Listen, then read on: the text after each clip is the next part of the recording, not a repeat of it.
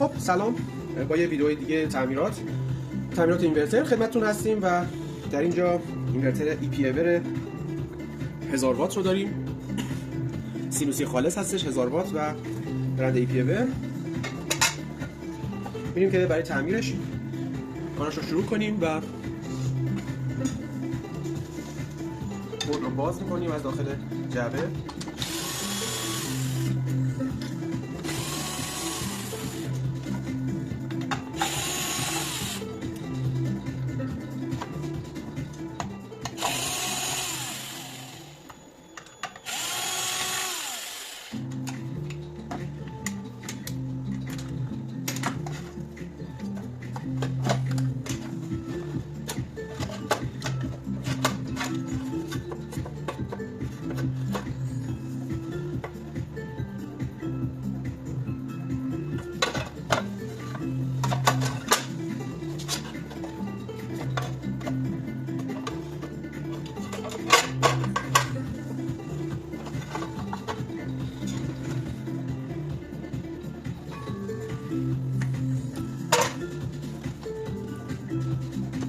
خب به صورت کامل بورد رو بیرون آوردیم. میکسینگ های دستگاه رو هم باز میکنیم.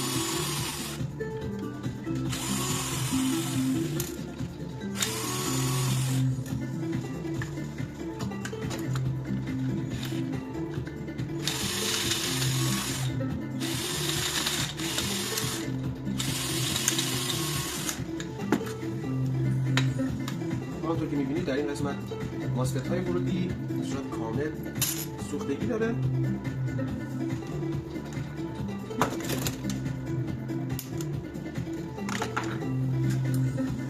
میکسینگ ورودی رو باز کردیم.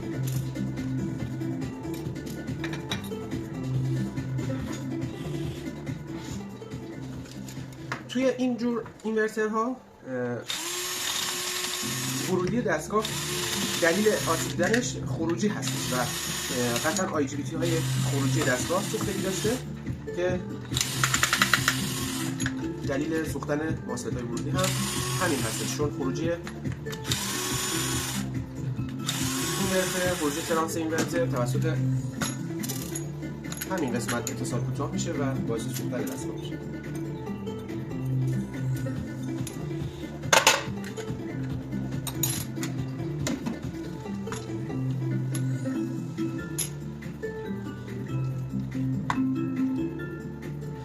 اگه من بخوام از نزدیک بهتون نشون بدم، در این قسمت ماسفت های ورودی کامل سوخته، درایور های ورودی هم به صورت کامل سوخته در این قسمت و لاین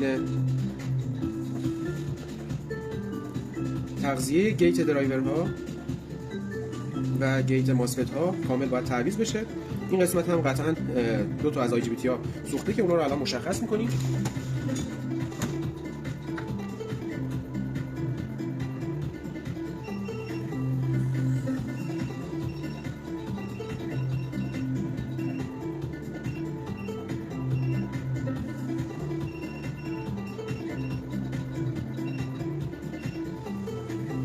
این دو عدد IGBT رو به صورت خروجی سوخته که ما اینها رو هم باید باز کنیم. خب حالا برای باز کردن IGBT رو اقدام میکنیم.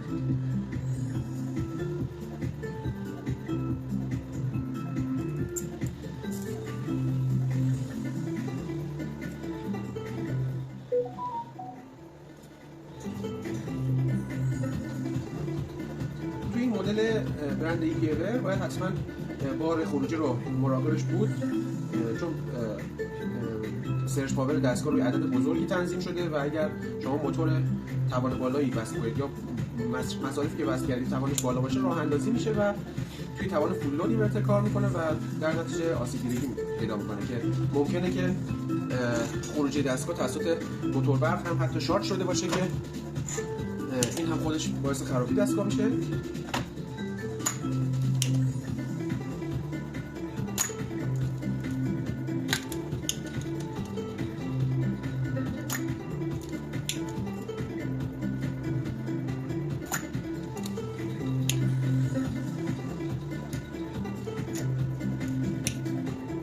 که تایم ویدیو زیاد نشه ویدیو رو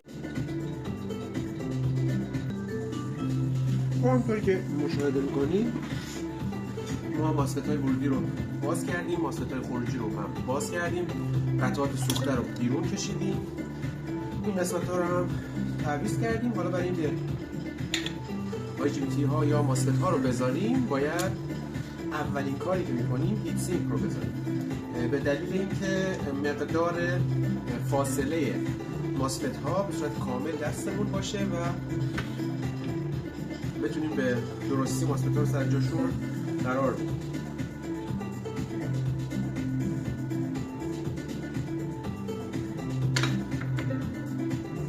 خب من عایق سیلیکونی دستگاه رو هم میذارم سر جاش.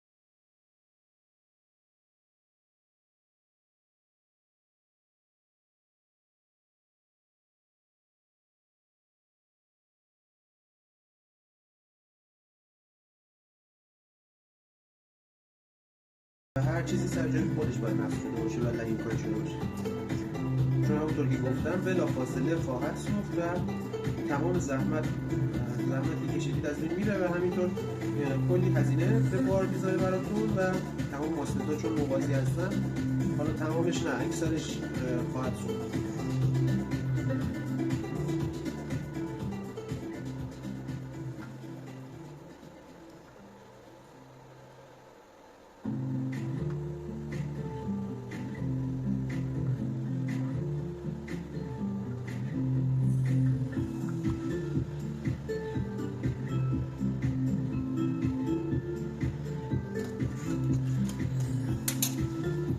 همونطور که مشاهده کردیم ما تمام ماسفت ورودی رو تعویض کردیم، گیت درایورها و مقاومت های گیت رو هم تعویض کردیم.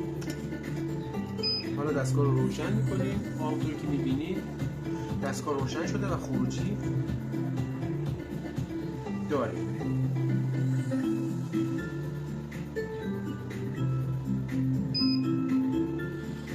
خب باید حتما خروجی دستگاه رو هم متصل بکنیم تا اینورتر خاموش نشه و ارور نگیره. خب برای این کار ما حتما باید خازن رو تخلیه بکنیم، چون اگه تخلیه نشه خازن IGBT که میذارید اتصالی میکنه و خواهد سوخت.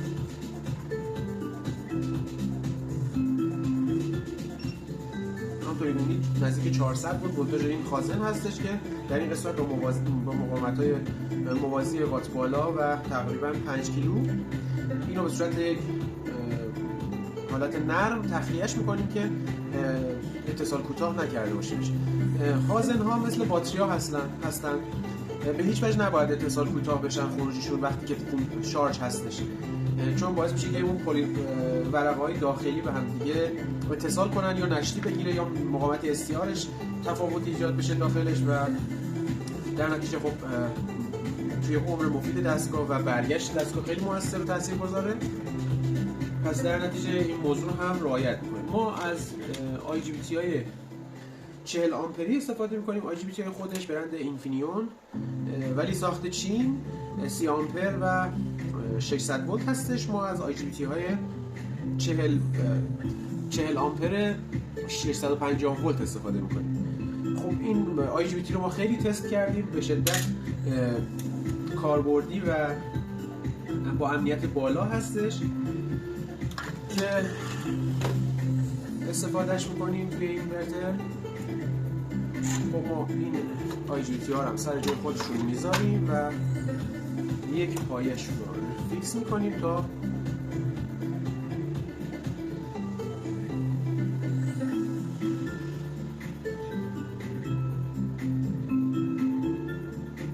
دیگه تکونی نخوره موقعی که میخواید نصب رو انجام بدید و از پشت برد دهیم کاری انجام بدید، قشنگ فیکس شده باشه و بدون مشکل بتونید دهیم کاری کنید و تکانی هم نخوره.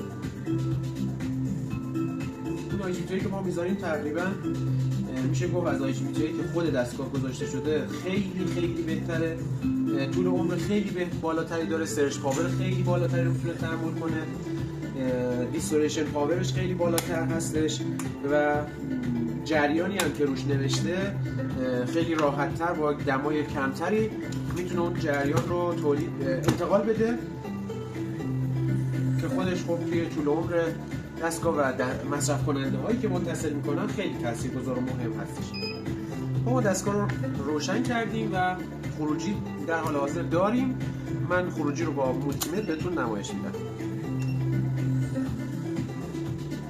همونطور که می‌بینید خروجی دستگاه 220 ولت و 49.97 هرتز هم فرکانس خروجی هستش که حالا چون مولتیمتر ما ترو RMS هستش و میتونه بهترین حالت شکل موج رو اندازه گیری کنه، دقیق مشخصه که 220 ولت خروجیمون و در این قسمت هم میتونیم تغییر بدیم فرکانس کاریمون و ولتاژ کاریمون رو تغییر بدیم. خب ما دستگاه رو مدتی به همین صورت روشن نگهش می‌داریم تا ببینیم جایی از دستگاه گرمای غیر طبیعی یا حالت خیلی خاصی به وجود میاد داخل دستگاه یا نه.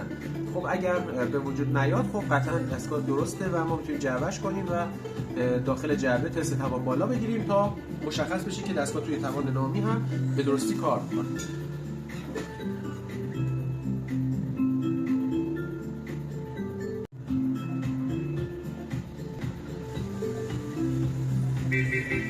خب ما بعد از اینکه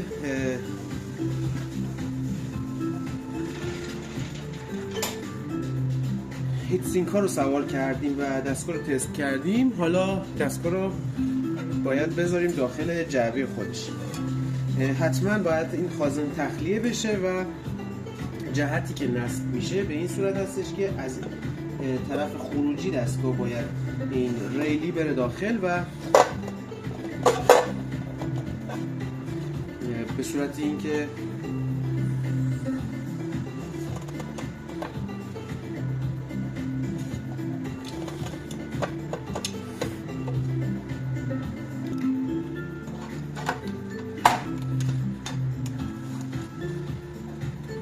داخل دستگاه سوار میشه و یه خورده سخت هستش جا زدن دستگاه، به خاطر اینکه اسپیسرهای زیر دستگاه یه خورده به پایین پای قطعات که لحیم شده برخورد میکنه. برای همین حتما اینو مد نظر داشته باشین که تمام خازن‌ها رو تخلیه کرده باشین.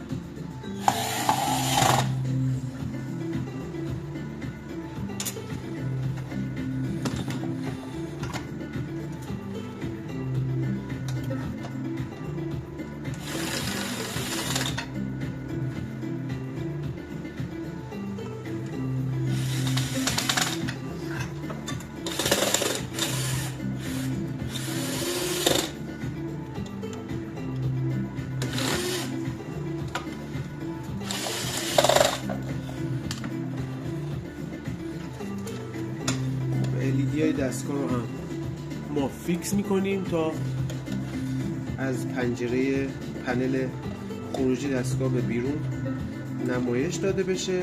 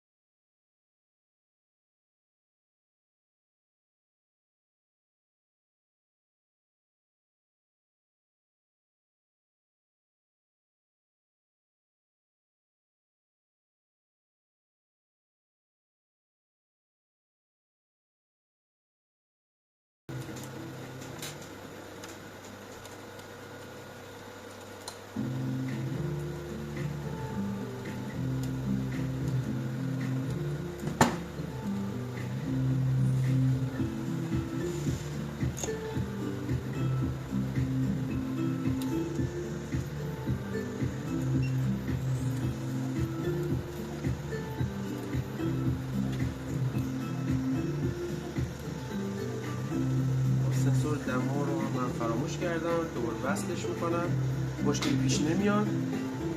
سنسور دما برای که دما رو در این قسمت اندازه گیری کنه و فنهای دستگاه رو با استفاده از این روشن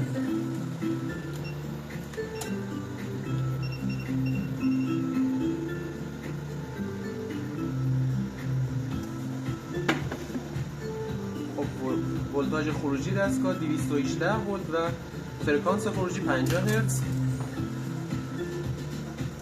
مدتی دستگاه رو روشن نگه می‌داریم تا به این مرحله برسه که فن‌های دستگاه روشن بشه. طرف خروجی سنسور دما نداره ولی طرف ورودی سنسور دما داره. تو بعضی از اینورترها سنسور دما روی قسمت خروجی، رو بعضی قسمت ورودیه. بستگی داره که کدوم سمت زودتر به دمای بالا میرسه.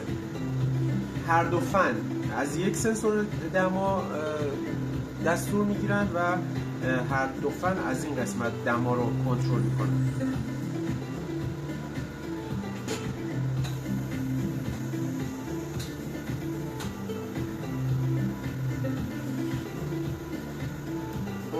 توان دستگاه رو دقیقا روی 1000 وات تنظیم کردم.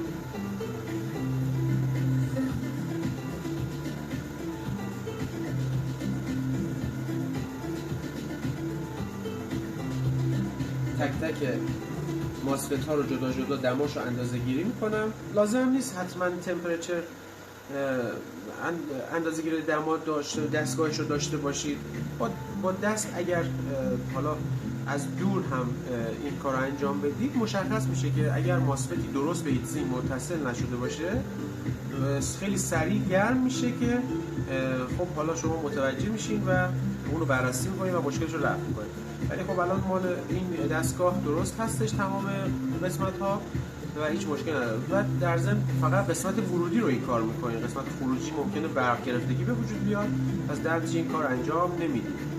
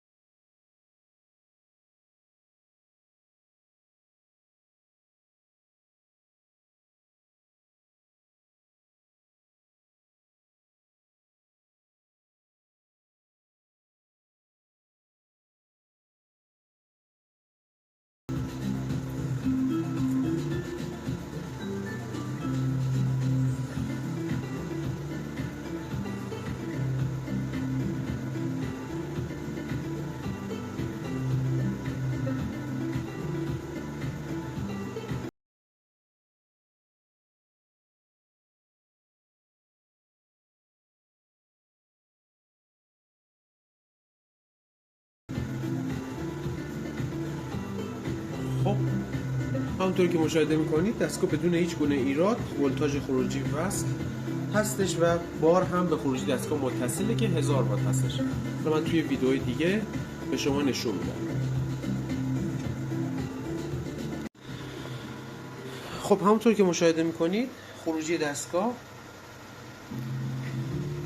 این هم خود دستگاه و این هم باری که به خروجی دستگاه متصل 1000 وات. من توسط کلید دستگاه بار رو قطع و وصل میکنم.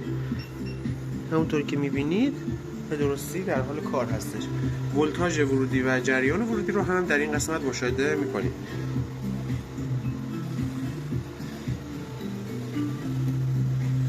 هنوز دمای دستگاه به حالتی نرسیده که بخواد فنها روشن بشه، چون باید حتما به بالای 35 الی 40 درجه برسه تا فعالیت خودش رو شروع بکنه.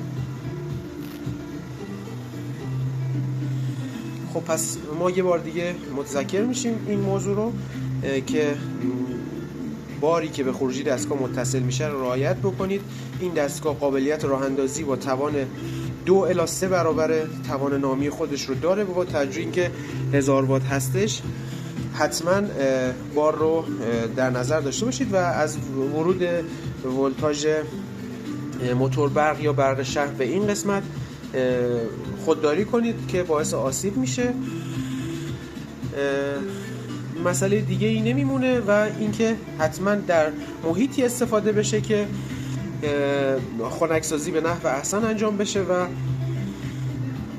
به بهترین حالت خودش خنک‌سازی انجام بشه و گرد و خاک داخل دستگاه وارد نشه.